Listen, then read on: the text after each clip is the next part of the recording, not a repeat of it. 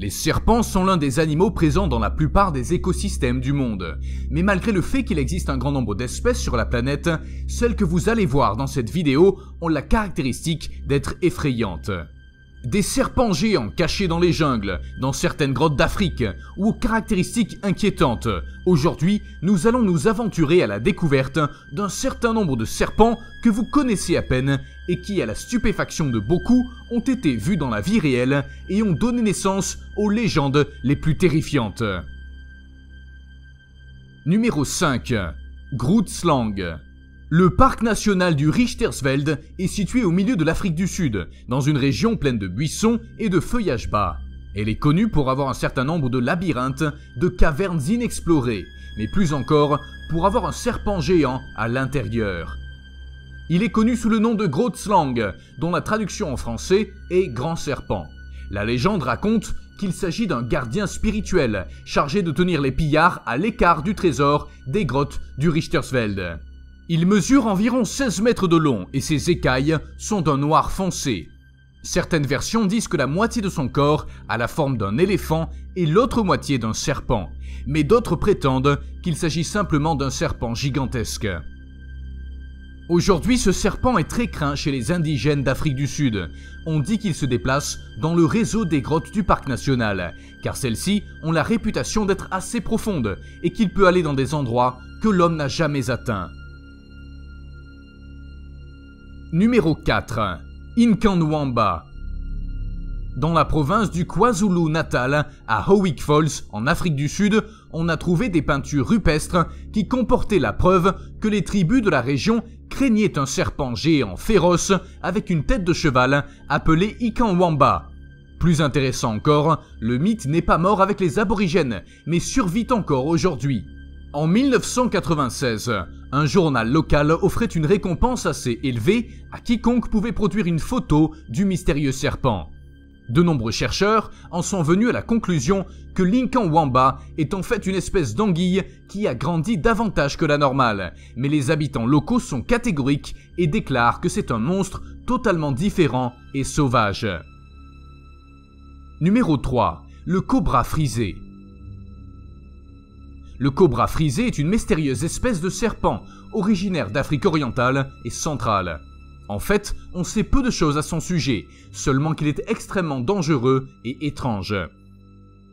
La chose la plus remarquable à propos de ce serpent est que le mâle développe une crête rouge et 2 gésiers de la même couleur sous la tête, ce qui le rend semblable à un coq. Il a une couleur de bois poli ou de noir grisâtre, ce qui lui permet de se camoufler plus facilement. D'après les récits, cette espèce rare émet un son semblable à celui d'un oiseau pour effrayer ses ennemis. De plus, il possède un poison incroyablement toxique qui en quelques heures pourrait tuer un homme adulte. En mai 1959, John Knott a accidentellement écrasé un serpent noir de 2 mètres avec sa Land Rover dans la région du lac Kariba au Zimbabwe. La chose la plus étonnante à ce sujet est que le serpent avait une crête sur la tête, comme ce cobra légendaire. Numéro 2. Le serpent à anneaux. Le serpent que nous allons voir maintenant a un mode d'attaque très particulier. Il est connu sous le nom de serpent à anneaux, et la plupart des observations proviennent du Minnesota, du Wisconsin et de certaines régions du Canada. Des témoins oculaires prétendent que le serpent à anneaux poursuit sa proie en se mordant la queue et en se déplaçant tout en formant un cercle, comme une roue. Et quand il est assez près de la victime, il lâche sa queue et inflige sa morsure mortelle. Les témoins mentionnent que la meilleure façon de s'échapper d'un tel serpent est de se cacher derrière le tronc d'un arbre et le plus tôt possible de courir en montée à toute vitesse. Il est intéressant de noter que dans des cultures anciennes comme le Japon, on trouve des références à des serpents dont la méthode d'attaque est identique à celle du serpent à anneaux. Dans la Grèce antique aussi, on trouve des références à une espèce très semblable aux serpents circulaires, les Ouroboros, des êtres mythologiques qui représentent le cycle infini de la vie et de la mort.